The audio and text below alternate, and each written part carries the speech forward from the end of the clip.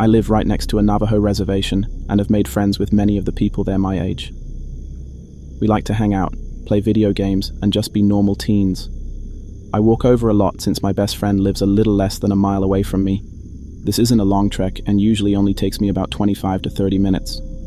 I've made this trip dozens of times and have grown very comfortable with it. I know the people along the way, so I'm not scared or on edge. There is a patch of forest, however, about midway there. It's a little unnerving sometimes. There is always that feeling of being watched.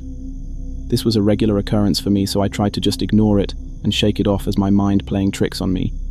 This day I spent more time at my friend's house than I meant to, and when I left it was already getting dark. I reached the stretch of forest right as the sun disappeared from the sky. I shivered a little as I readied myself to begin the journey through. I was 10 steps in when I heard a branch snap.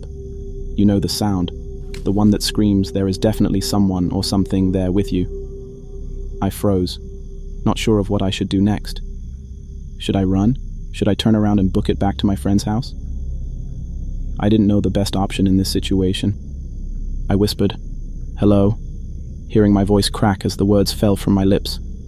I don't know why I even opened my mouth, but it was out there, so I listened for any reply. My heart sank when the answer came back in the sound of my voice. "Hello?" I started to breathe too fast. My heart pounded against my chest. I felt like I might faint. "Hello?" My voice came again, but not from my mouth. I wanted to run, but my feet felt cemented to the ground. I couldn't scream. I couldn't reply, as my voice echoed over and over from a short distance away. I couldn't pinpoint exactly where it was coming from. It sounded like it was everywhere around me. "Hello? Hello? Hello?" It repeated. "Stop it!" I finally managed to tear from my lips. Everything went silent. For a long minute, nothing happened. The air grew stale, and I realized for the first time that there were no typical forest sounds. There were no bugs, no frogs or crickets. Nothing. I stood there, terrified, waiting to see what would happen next. "Stop it!" It mimicked back. I'd had enough and was willing my heavy legs to move. Before I could take a step, I heard rustling in the bushes 20 feet to my left. I watched in horror as a deer head with huge antlers protruded through the brush. As it came further out and stood up on twos, I took off. I flew out of those woods and all the way home in record time. I said nothing to my mum when I got there. I just went up to my room, laid down and thought about what happened. My mother came in at some point and asked me if everything was all right. I replied that yes, I was just tired. I don't know why I didn't tell her.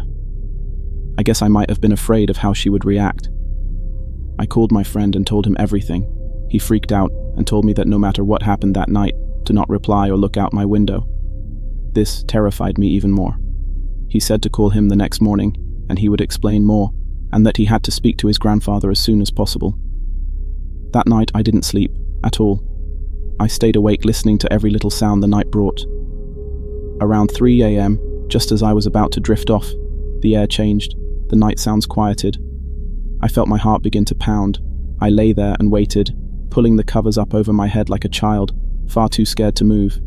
It came after a long moment. "Hello?" I cried. It was all I could do. "Hello? Stop it!" It mocked what I had said in the woods again. It was terrifying enough when it copied what I said, but then it did something new. It called my name. Amy. My mother's voice. "Amy. Amy, come here." "Hello? Stop it." My voice again.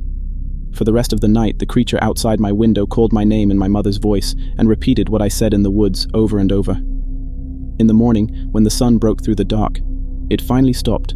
I fell into a fitful sleep. I woke around 12 to my friend calling to tell me he had spoken to his grandfather and could explain what happened to me. He said there was a creature they called Yi Naldlushi, he who goes on all fours, or a skinwalker. He explained that it was an evil witch that used dark magic to transform into an animal with the attributes it required, and that it had caught my scent and knew me now. I was also given a warning that since it knew me, it would always follow me, that I would always have to be careful. Last night I heard scratching on my window, then a low hum. The creature began saying my name again, but also adding in things I hadn't said, in my mother's voice. At one point it started calling my name, but drawing it out really far, like, "I'm me." It tried to get me to come outside, or to open the door and let it in my house. This went on all night. At this point, I feel like I'm going crazy. I don't know what to do. Is it seriously going to stalk the shadows around me for the rest of my life? I don't think I can take that. I remember one day, 1 or 2 years ago, I was staying home alone. I was used to it. My parents were at the store. They were going to 4 different stores. My dog was at the vet, I'm pretty sure, so I was all alone. I was watching TV on the couch downstairs. I think I was on YouTube. I was chilling. Then I got hungry, so I got up for a snack and sat back down. The lights were off, so it was pretty dark. My parents' room door was open and it was really dark. Even if you turned on the light outside of it, no light went in. So I had got up to throw out the chip bag and I looked at my parents' room and saw eyes. They were glowing. I grabbed my phone and turned the flashlight on and pointed it to their room. What I saw scared me so much. I saw a random figure crouched down just staring at me. I ran upstairs and locked my door. I had a knife in my room just in case of an intruder. I grabbed it and went under my bed. I had my phone, iPad, a blanket, stuffed animals, water and snacks. I was terrified, but I didn't call my parents because I had tried before and they didn't answer.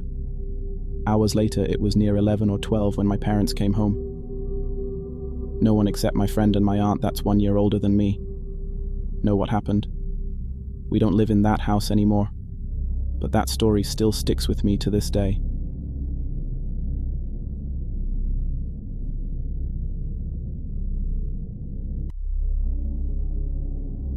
This true story happened to me when I was 9 years old. Me and my friends, who I will call Mike, Josh, and Mickey, were going to explore an abandoned house which was in the middle of the woods. We checked the front and back door, but they were locked, so we found a broken window about 4 feet high, so we climbed in. It smelled like shit, mold, and vomit in there. We searched the middle floor and went upstairs where there was 3 rooms. I searched one of the rooms. I peeked into the room. It was really dark. Then I did something stupid. I pointed my flashlight into the room and saw a person sitting on a couch.